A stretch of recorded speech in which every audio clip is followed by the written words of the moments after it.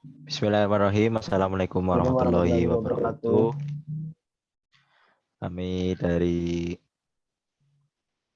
kelompok ibadah maliyah ingin mempresentasikan ibadah maliyah dengan anggota saya Adam Farid. Dan saya Dapari Purnomo.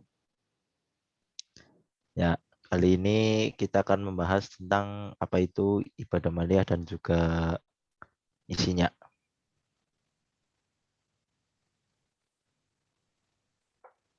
Ya, Baik, ibadah maliyah adalah amalan-amalan ibadah yang lebih banyak dilakukan menggunakan sarana harta, yaitu dalam bentuk benda ataupun ibadah yang diwujudkan dalam bentuk pemberian harta atau terkait dengan harta.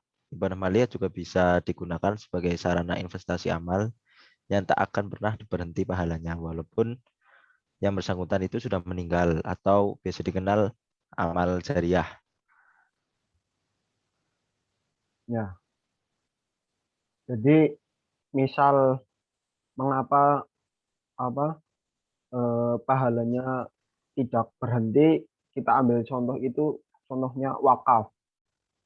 Seseorang mewakafkan tanahnya untuk dijadikan masjid atau seseorang mewakafkan sumurnya untuk warga. Jadi selama masjid itu masih digunakan atau selama sumur itu masih bermanfaat bagi warga, maka pahalanya masih terus mengalir seperti itu.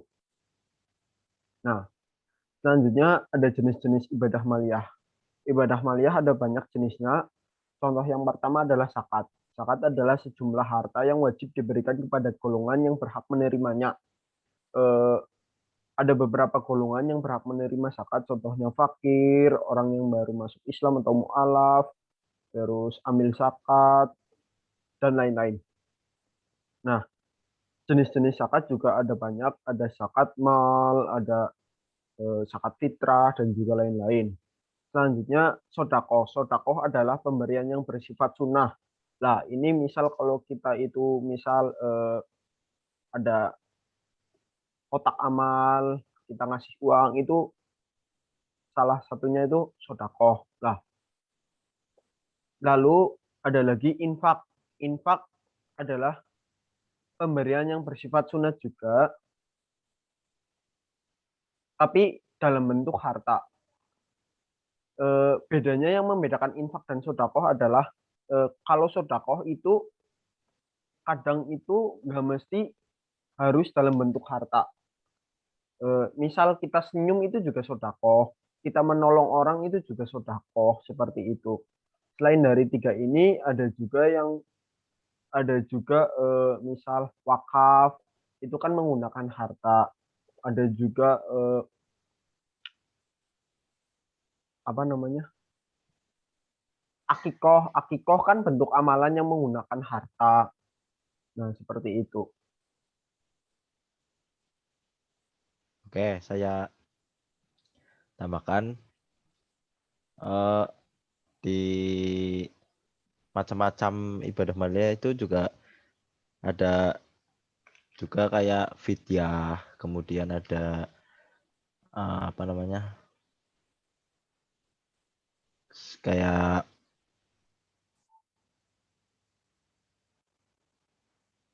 kifarat. Kifarat itu apa ya istilahnya, sejumlah denda yang wajib dibayar oleh seseorang yang telah melakukan perbuatan tertentu yang dilarang oleh Allah. Misal puasa Ramadan gitu. Nah, puasa Ramadan kita eh, nggak melaksanakan itu kifarat.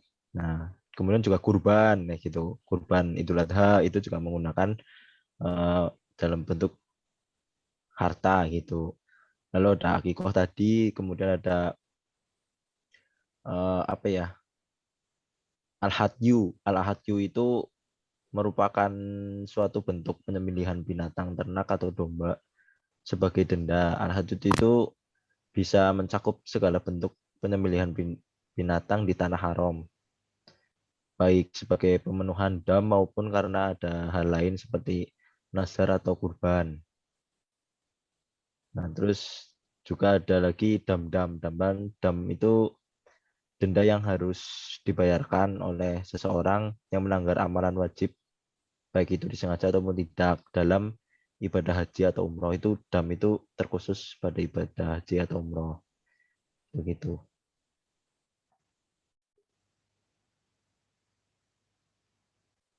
Nah, selanjutnya ada hikmah ibadah maliyah. Yang pertama, bagi si pemberi adalah untuk membersihkan hartanya. Kita tahu bahwa harta yang kita terima itu tidak sepenuhnya milik kita. Ada bagian dari mereka yang tidak mampu yang tercampur dalam harta kita. Nah, hikmahnya itu kita bisa membersihkan harta kita dari yang bukan milik kita. Selain itu, membersihkan dari penyakit tamak, rakus, dan kikir. Eh, Kalau kita sering memberi, tentu apa-apa itu ikhlas. Jadi nggak pelit, nggak rakus, nggak tamak. Seperti korun kan tamak. Karena dia tuh nggak pernah memberi, jadinya belum terbiasa untuk mengikhlaskan. Nah, karena kalau udah terbiasa untuk memberi, jadinya nggak tamak, nggak rakus, dan mikir. Kemudian ada menumbuhkan rasa kasih sayang pada sesama. Nah, kasih sayang sesama ini gimana caranya ya? Karena membantu sesama, membantu orang yang membutuhkan, jadinya saling mengerti dan menumbuhkan rasa kasih sayang antar umat. Nah, keempat ya membantu sesama, jadinya kita meringankan beban orang yang kita beri lah, seperti itu. Yang kelima ada mencegah terjadinya kejahatan karena kesenjangan sosial. Kejahatan-kejahatan seperti rampok, penipuan, begal, dan lain-lain kan faktor utamanya satu karena ekonomi. Lah, kalau kita ekonominya dibantu dengan adanya ibadah maliyah seperti zakat, infak, dan sodakoh, maka tentu eh, penyebab dari kejahatan sosial itu berkurang. Nah, kalau penyebabnya berkurang, tentu maka kejahatan kejahatannya itu maka akan terkurangi seperti itu. Ya, kemudian makna apa sih makna spiritual dari ibadah maliyah itu bagi kehidupan kita di sosial? Itu ada dua, yaitu menjaga keseimbangan hidup atau kesenjangan sosial pada masyarakat dan menghindari ketidakadilan sosial. Itu misal, yaitu kayak misal contohnya itu di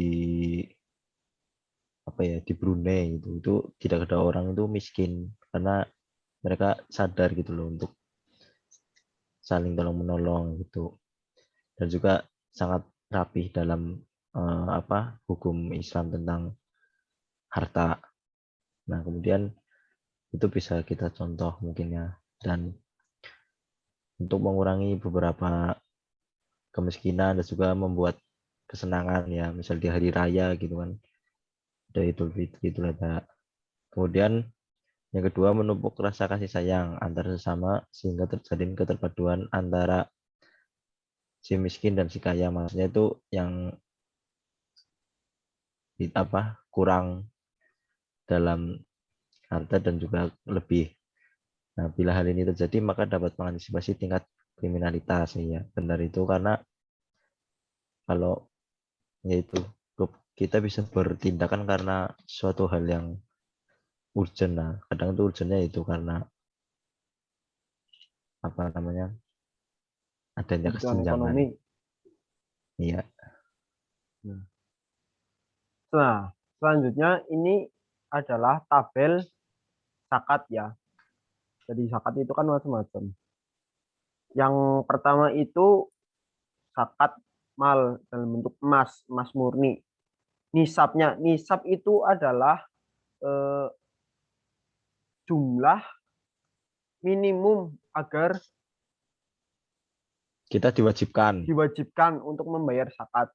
Nah, Ya, seperti itu 85 gram. Haul itu waktu waktu jadi misal kita dalam satu punya emas tahun ya dalam gitu. 1 tahun. Jadi misal kita punya emas 85 gram. ternyata cuma 6 bulan. Nah, berarti kita belum diwajibkan untuk membayar zakat. Nah, eh, ketentuannya berapa? Nah, ketentuannya itu ada di hasil persentase zakatnya. 2,5% dari total. Kalau kita punya 100%, berarti 2,5% dari 100. Berarti, kalau kita punya 100 gram, berarti 2,5% dari 100 gram. Ya, berarti 2,5 Dua, gramnya. heeh. Seperti itu. Dan itu Buat juga perak ada sama, beberapa, heeh. Sama ya dengan ada ini bisa kita baca lah ya. Intinya tuh ya, kalau nisab itu pokoknya minimal dalam 1 tahun kalau kita punya segitu, nah itu berarti kita udah wajib. Kalau misal belum ya nggak wajib. hmm. Yang ketiga itu hasil tani. Hasil tani itu nisabnya segitu 653 kilogram. Haulnya itu setiap panen. Jadi misal kalau beras panennya setiap 3 bulan sekali berarti waktu panen. Lah, hasil presentasinya kenapa beda? Lah, 5% dengan teknologi. Karena misal kalau kita teknologi itu kan misal airnya itu air sendiri.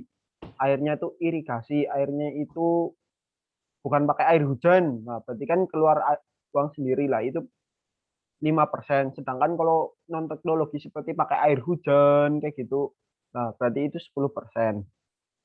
Barang perdagangan sama 85 gram emas setahun 2,5%. Hasil tambang kan macam-macam, bisa emas, bisa berlian dan lain-lain lah.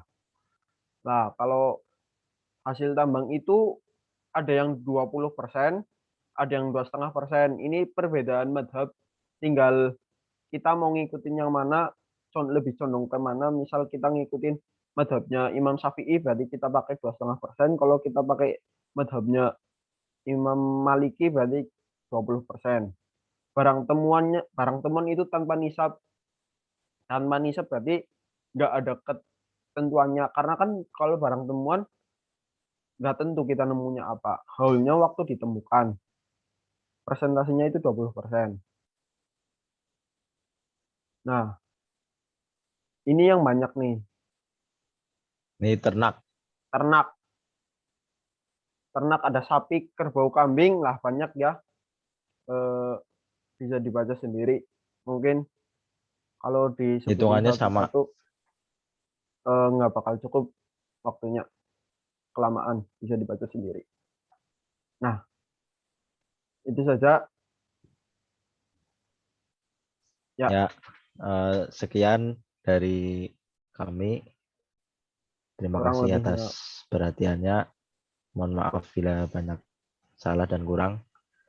Wassalamualaikum Assalamualaikum warahmatullahi warahmatullahi wabarakatuh. wabarakatuh.